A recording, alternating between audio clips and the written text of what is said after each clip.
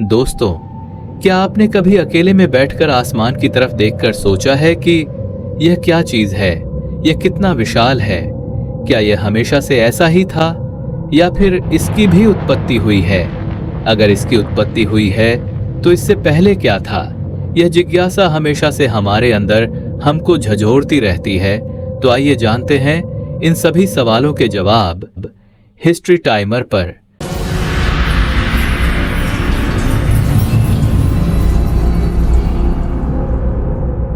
हमारी पृथ्वी के जन्म के करोड़ों साल पहले न समय था, न जगह, न कोई दिन, न कोई रात था, तो सिर्फ अंधकार।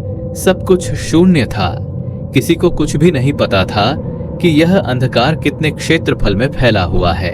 असल में कोई क्षेत्रफल था ही नहीं, यह तो अनंत था। बस चारों तरफ अंधकार ही अंधकार। लेकिन इस शून्यता में छुपा था एक रहस्य, एक शुरुआत जिसने पूरे ब्रह्मांड का रूप बदल दिया। करीब 4.6 अरब साल पहले गैस और धूल का एक अनंत सागर गुरुत्वाकर्षण की शक्ति से सिकुड़ने लगा। इस सिकुड़ने की वजह से दबाव बनने लगा और गैस और धूल कणों में आपस में घर्षण होने लगा, जिसके कारण गर्मी बढ़ती गई।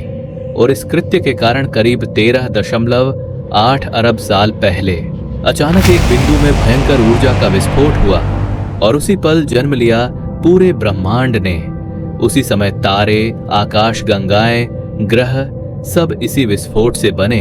फिर इसके बाद करीब 4.6 अरब साल पहले हमारी आकाश गंगा के एक कोने में गैस और धूल का एक विशाल बादल नेब्यूला गुरुत्वाकर्षण से सिकुड़ने लगा।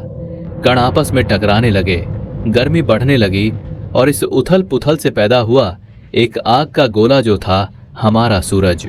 उसके चारों ओर घूमते रहे अनगिनत चट्टानें, गैस और धूल के टुकड़े, जिनसे जन्म लिया हमारे सौरमंडल ने।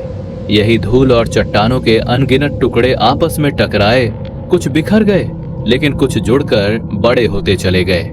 और इसी जुड़ाव से जन्म हुआ हमारे ग्रहों का, बुध, शुक्र, मंगल, और उन सब के बीच जन्मी हमारी पृथ्वी।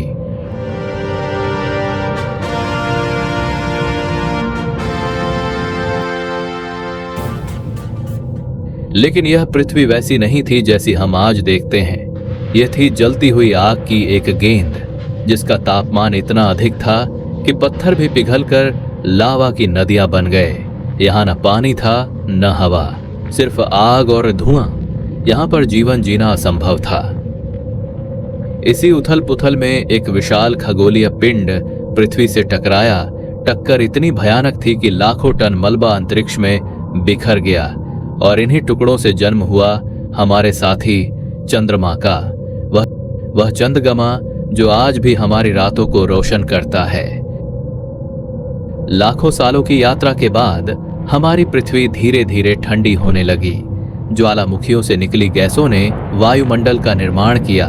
पृथ्वी के निर्माण के लाखों वर्ष बाद आसमान से पहली बार बरसी बारिश की बूंदें। करोड़ों सालों तक लगातार बरसती बारिश ने धरती पर समुद्र, महासागर, झीलें और नदियां रच दी।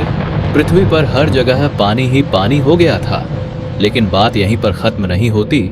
लाखों साल तक पानी एक ही स्थान पर भरे रहने के कारण असली चमत्कार अब होने वाला था। समुद्री पानी में आंखों से ना दिखने वाले जीव पनप रहे थे।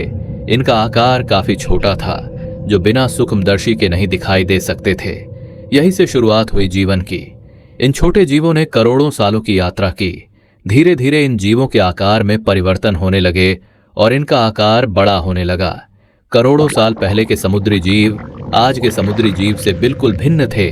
जो जीव आज हम देखते हैं करोड़ों साल के सफर के बाद का है। धीरे धीरे पृथ्वी पर मछलियां, पौधों, पेड़ों, पक्षियों और विशालकाय डायनासोरों का जन्म हुआ। धरती ने करोड़ों सालों तक अनगिनत प्रजातियों को जन्म दिया। विशालकाय डायनासोर, छोटे छोटे कीड़े, पक्षी और स्तनधारी जीवन ने हर रूप लिया और अंत में इन्हीं सूक्ष्म जीवों से करोड़ों साल की यात्रा के बाद इंसान ने जन्म लिया, जिसने आग जलाई, भाषा बनाई और सभ्यता रची। यह वह प्राणी था जो धरती को समझ सका, जिसने इसे मां कहा। लेकिन यह तो हमारी कहानी की अगली कड़ी है। अगले भाग में हम विस्तार से जानेंगे कि पृथ्वी पर मानव का जन्म कैसे हुआ है। चलिए वीडियो में आगे बढ़ते हैं। करोड़ों साल के बाद हमारी धरती हरी भरी हो चुकी थी। काफी तरह की प्रजाति इस धरती पर जन्म ले चुकी थी। छोटे बड़े जानवरों जैसे विशालकाय डायनासोर से लेकर स्तनधारी जीव जो कि बिलों में रहा करते थे, इनका जीवन काफी खुशहाल था।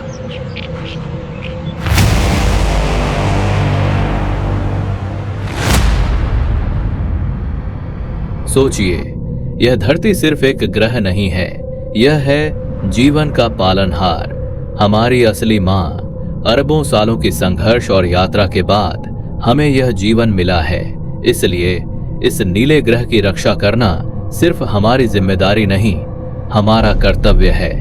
अगर आपको यह वीडियो अच्छा लगा हो और हमारी दी गई जानकारी ने आपके ज्ञान में जरा भी वृद्धि की हो, तो कृपया हमारे चैनल हिस्ट्री टाइमर हिंदी को सब्सक्राइब कर लीजिए और वीडियो को लाइक व शेयर करना बिल्कुल न भूलें, क्योंकि आपके ज्ञान को बढ़ाने वाली और भी रोमांचक और उपयोगी कहानियां इसी चैनल पर लगातार आती रहेंगी।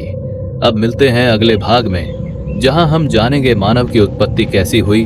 तो जुड़े रहिए और देखते रहिए हिस्ट्री टाइमर हिंदी।